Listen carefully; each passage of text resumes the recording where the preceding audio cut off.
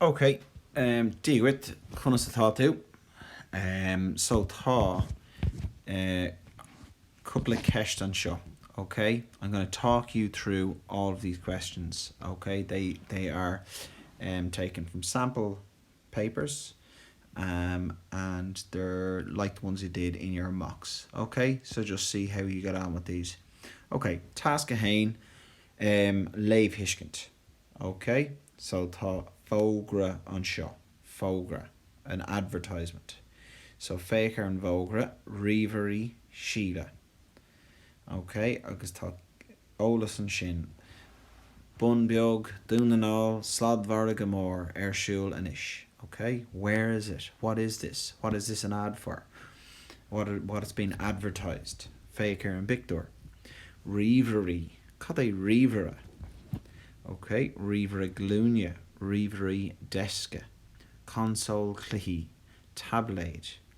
Okay, all different things and different prices, similar to what you've seen before. So, tá Ceisteanna, agus tá cuaig ceist fear no breigach. So, iver hain, tá an siopa, seo, sitse, nu nanál. Fear no breigach. Iver dó, tá sládmharige siúl, sa siopa, fui láthar. Sládmharige. What's a sládmharige? And can you see anywhere that this might be advertising a sládmharige? Iver 3, tá idir 2 nó caní agus 8 nó caní na riverí glúine, fear no breigach.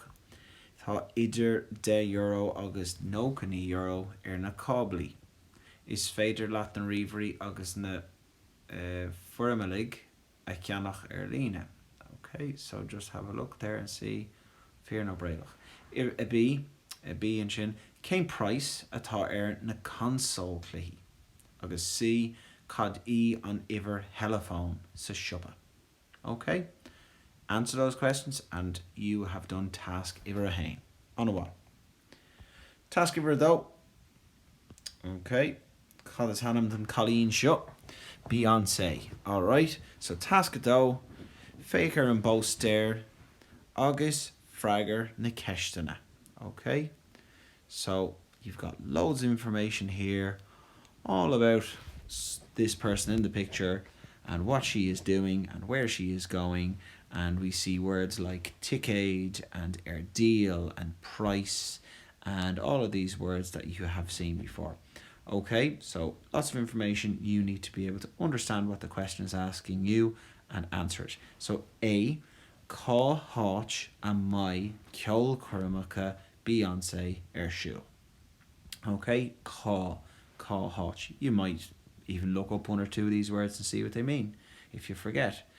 B, cén dáta a mai an céad ceol curm siúl. Okay, so you're dealing with a data there. Do you remember we did those? Okay, agus Ceisteanna eile. Cé a bhaid ag seanam mar bhanna tacaíochta. Again, you might need to look up one or two of these words. Cahan a bhaid an na ticéid deal.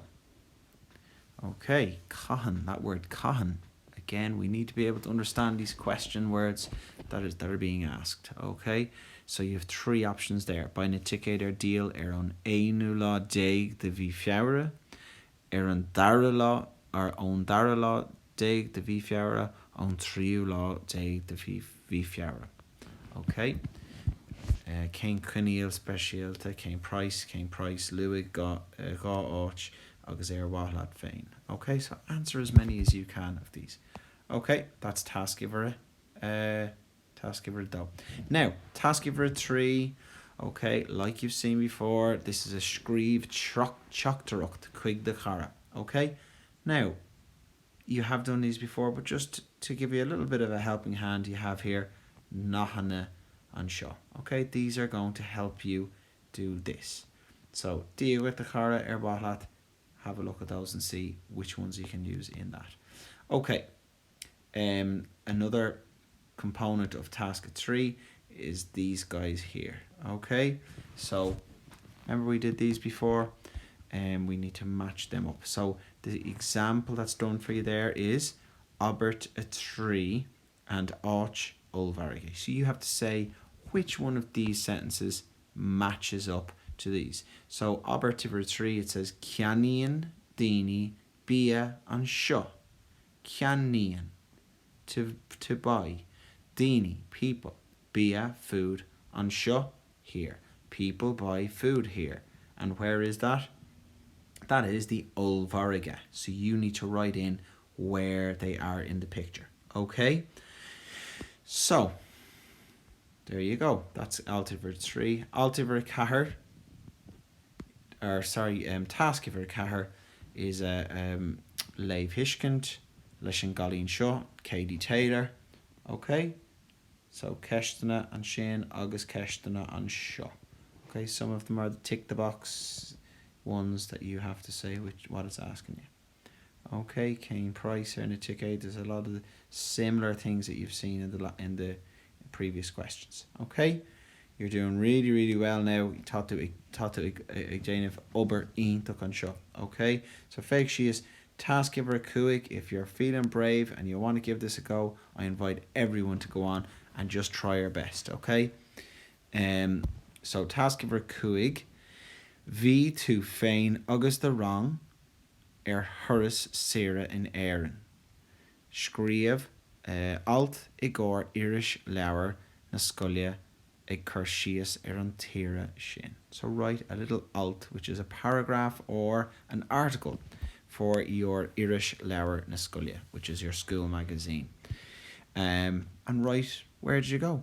What did you do? Did you eat or eat to bia? Conas marvi on Imshire. Cada rinnetu, what did you do? Cada hunigtu, what did you see? Okay, was it good? On Rav Shega Ma. Vi Shega Híntaach, vi sé house. Okay, agus vi spree again. There's loads and loads of things you can say there. Okay, and that's it. Sinead.